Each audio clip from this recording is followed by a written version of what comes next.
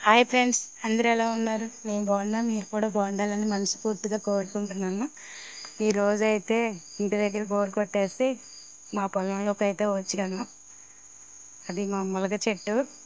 మా నాన్నగారు పొలంలోకి వెళ్తుంటే నేను కూడా వస్తాను అంటే రమ్మన్నారు. అలా చూద్దామని చెప్పేసి వెళ్ళా. నేను చిన్నప్పుడు దిగిన ప్లేస్ అండి అది. కోతుకొమ్మ గట్రా ఆడుకునేదాన్ని. అప్పుడు జీడి చెట్లు, మామిడి చెట్లు పెద్దవి ఉండేవి.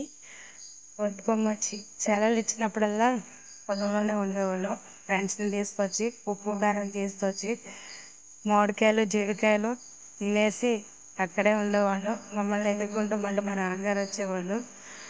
జీడి మొక్కలన్నీ చూస్తుంటే మా నాన్నగారు ఎక్కడైనా తినేస్తున్నారు నన్ను. సరే అని చెప్పేసి ఇంకా దగ్గరికి వెళ్తున్నాను. అట్లా మొక్కలు తీసుకుంటూ వెళ్తే చిన్ననాటి రోజులు చాలా గుర్తుకొచ్చాయి. చాలా చిన్ననాటి రోజులు చాలా మిస్ అవుతూ ఉంది. ఇలా పల్లెటూరులో ఉంటూ ఆ చేల్లో చూసుకుంటూ ఉంటే చాలా హ్యాపీగా ఉంటుంది కదా. అదంతా మిస్ అయ్యాం. అయితే బోర్ అయితే వేయించారు.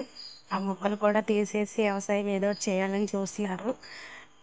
జీడి తోట అయితే పూత వచ్చింది మొక్కలు. కానీ మంచి కదా, అవి ఉంటాయి అన్నది నమ్మకం లేదు. మంచిగా రాలిపోతాయండి. మామిడి చెట్టు ఒకటి ఉంది. అది తినడానిక ఆవకాయకనే మా నాన్నగారిని అయితే అడిగాను. తినడానికేనమ్మా, ఆవకాయకి అయితే కాదని చెప్పేసి అన్నారు. ఆవకాయకి ఏమీ లేవా, ఒక్కటేనా చెట్టు అని చెప్పేసి అడిగాను. లేవు, ఒకటే తినడానికి అన్నారు. సరే అని చెప్పేసి ఇంకేమున్నాయి మన చేలో అని అడిగా. నారింజ చెట్టు ఉందని చెప్పారు. పరుగులు తీసుకుంటూ వెళ్ళాను. వెళ్తే పైన ఏమీ లేవు, కుళ్ళిపోయి కింద రాలిపోయినాయి. నా ఆశలన్నీ అడి ఆశలు అయినాయి. మళ్ళీ యథావిధిగా వచ్చాను.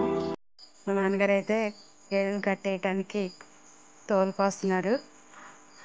చిన్ననాటి రోజులు ఇలాంటి హ్యాపీనెస్ ఎవరైనా మిస్ అయితే ప్లీజ్ కామెంట్ చేయండి.